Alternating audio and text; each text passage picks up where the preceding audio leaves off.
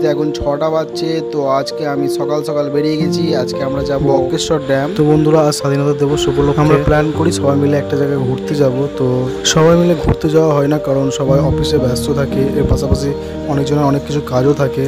তো 15 আগস্ট উপলক্ষে সবাই আজকে ছুটিতে আছে, তার জন্য সবাই মিলে এক প্ল্যান করি আগের দিন রাত্রিবেলায় যে আমরা ঘুরতে যাবো কাল সকালে।